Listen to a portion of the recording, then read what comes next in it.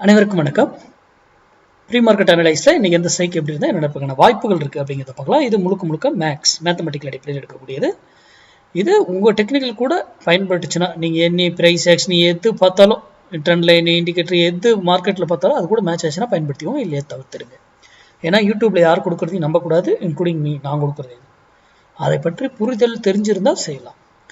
சரி, இன்னைக்கு என்ன எக்ஸ்பைரியும் கூட, வீக்லி எக்ஸ்பைரி இருக்கு நிஃப்டி, கரெக்டுங்களா? அப்போ எல்லாம் நம்ம ஸ்டூடெண்ட்லாம் என்ன பண்ணுவீங்க, 0 to ஹீரோ கால் பண்ணணும்னு நினைப்பீங்க, கரெக்டுங்களா? அது நான் சொல்லி கொடுக்கறதோட சரிங்க, நான் பண்ண மாட்டேன். ஏன்னா அதுல ஜீரோன்னு ஒரு வார்த்தை இருக்கு. ஜீரோன்னு தெரிஞ்சு ஒருத்தர் ஒரு தொழில் பண்ணுவாரா? பண்ண மாட்டார் இல்லையா? ஆகும்னு தெரிஞ்சா. அப்போ நான் என் என்ட்ரியும் சேம் 0 to ஹீரோ கால்ல சேஃப் என்ட்ரியும் எனக்கு அங்கேயே கிடைச்சதுன்னா தாராளமா அந்த ட்ரேட் எடுப்பேன். ஓகேங்களா? அப்போ அதனுடைய ரூல் என்ன, 0 to ஹீரோ கால் ரூல் என்னவோ, எங்க எடுக்கணும், எந்த விலையில் எடுக்கணும், என்ன டைம்ல எடுக்கணும்னு சொல்லி கொடுத்துருக்கேன். அதை இன்னைக்கு ஃபாலோ பண்ணுங்க.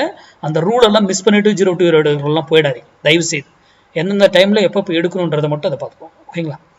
சரி, இன்னைக்கு நம்ம லெவலுக்கு வருவோம். இன்னைக்கு நிஃப்டி இன்னைக்கு வியாழக்கிழமைங்க, எக்ஸ்பைரி டே. எக்ஸ்பைரி டேல நீங்க நிறைய கற்றுக்கொள்ள முடியும். கவனிங்க, சுவாரஸ்யமா இருக்கும் பங்குச்சந்தை. அவ்வளவு அழகா சொல்லிட்டு போகும். எக்ஸ்பைரி டேல அவ்வளவு நுணுக்கங்கள் இருக்குங்க, நிறைய நீங்க கத்துக்கலாம் இந்த நாள்ல. கவனிச்சு பாருங்க. ஓகேங்களா? சரி, இன்னைக்கு நான் பாருங்க 24,700 புட்டு 72 ரூபாய்க்கு கீழே இருந்தா நிஃப்டி ஏறும்னு சொல்றேன், 72 ரூபாய்க்கு மேல இருந்தா நிஃப்டி இறங்கும்னு சொல்றேன். இது 72 ரூபாய்க்கு கீழே வந்துருச்சுன்னு வச்சுக்கோங்க. கவனிங்க, 72 ரூபாய்க்கு கீழே வந்துருச்சுன்னா மார்க்கெட் ஏறணும் தானே. ஆனா என்ன ஆகும்னா, இது 72 ரூபாய்க்கு கீழே வந்துச்சுன்னா இங்க வந்துட்டு மறுபடியும் இதை நோக்கி வரும். அப்ப என்ன ஆகும், மார்க்கெட் இறங்கும், மறுபடியும் இங்க இருந்து இறங்கும், இது மறுபடியும் லைட்டா அப் மறுபடியும் இறங்கும், மறுபடியும் ஏறும். இப்படியே ட்ரேட் ஆகும் 72 ரூபாய்க்கு கீழே இருக்கிற வரைக்கும். 72 ரூபாய்க்கு மேல வந்துச்சுன்னா ஆட்டமே வேற மாதிரி மாறிடும்.